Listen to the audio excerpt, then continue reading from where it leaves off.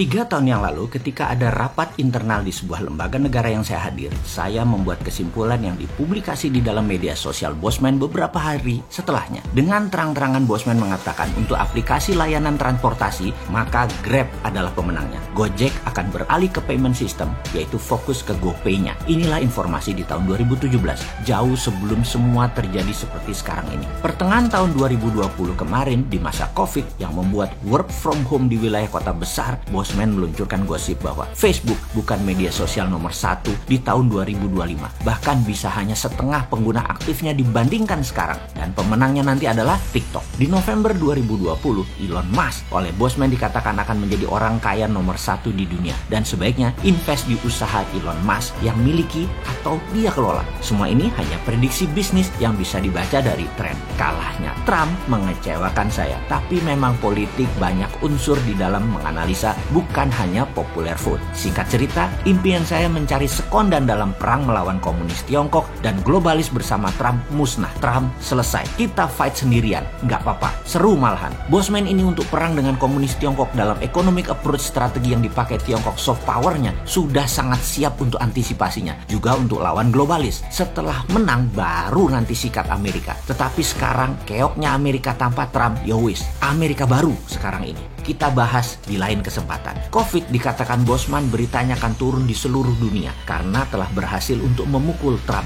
COVID telah selesai sebagai political tool. Namun tugas COVID sebagai pandemik masih panjang. COVID adalah musuh biologis dan belum bisa teratasi mungkin hingga 4 tahun ke depan. Kecuali bernegaranya seperti Mongolia mungkin ya, atau beberapa negara yang dipimpin cewek seperti New Zealand, Taiwan. Itu semua bagus sekali mengelola COVID-nya. Sekarang kita balik ke geoekonomi dulu. Kita tinggalkan sebentar geopolitik Amerika yang sudah selesai dengan Biden dilantik. Demokrat menang dan bersiap-siap kita perang shadow versi baru. Kita diskusi tentang matinya Facebook juga WA, bagian dari kerajaan Mark Zuckerberg. Namun bukan membuat Mark jadi miskin. Dia menurut saya akan seperti GoPay, fokus di financial inklusi. Libra, mata uang digitalnya, itu akan dia fokuskan karena pasti akan menguntungkan 10 kali lebih banyak untungnya dari Facebook dan WA jika dijumlahkan. Jadi kita yang biasa mengiklankan menggunakan Facebook Ads, IG Ads, nanti siap-siap jadi garing, siap-siap sepi dan boros. Tidak efektif, tidak seefektif dulu dibandingkan kita mengiklan di YouTube dan TikTok. Juga akan hidup kembali Google Ads dengan SEO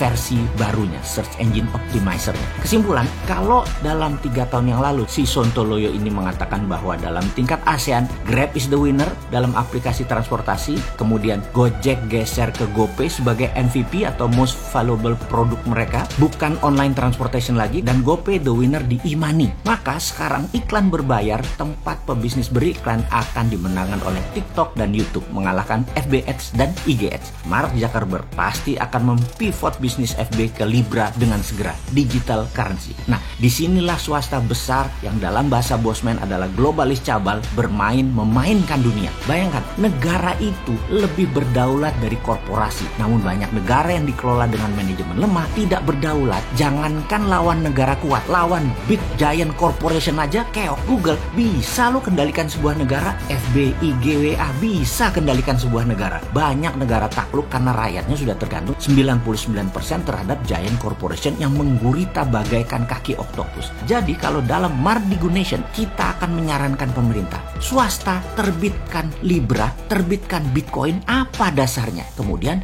e-renminbi dimainkan di Tiongkok tahun lalu, di dalam negerinya menggantikan renminbi lama yang hanya beredar di dalam negeri berbasis proyek. Seperti saran Sontoloyo jauh-jauh hari, kita segera menerbitkan e-rupiah. E-rupiah ala MMT ya. Kemarin mengambil SWF-nya saran Bosman. Terima kasih, tapi tetap pakai bunga, pakai pinjaman, bukan pakai cara MMT. Nggak apa-apa, nice try, selamat mencoba, silahkan, monggo. Sekarang e-rupiah ala MMT, ala e-renminbi, bukan ala Bitcoin, bukan ala Libra. Lakukan segera, lembaganya kan sudah ada, SWF tadi. Beredarnya e-rupiah tadi masuk langsung ke kalangan UKM. Bener deh bos, ekonomi kita ini bisa belangsak di tahun 2021 ini, tahun kepekatan. Kalau tahun 2020 saja, tahun inflasi, tahun 2021 ini tidak lebih baik, bahkan lebih buruk karena 3 juta orang akan terpapar COVID. Rumah sakit akan hanya terima yang berat-berat saja. Isolasi mandiri, semakin panjang masa isolasinya. Tadinya 14 hari, sekarang bisa sebulan. Bayangin kalau direksi, pengusaha, UKM, orang yang menggaji orang lain harus isolasi, ekonomi belangsak, pengangguran meningkat. Saat ini di diprediksi 90% warteg di Jabodetabek akan tutup karena tidak bisa bayar sewa dan naiknya harga bahan baku. Dan banyak lagi masalah ekonomi mikro lainnya. Berani nggak terbitkan rupiah melawan IMF, World Bank, dan globalis? Ayolah, mana sih nyali lo?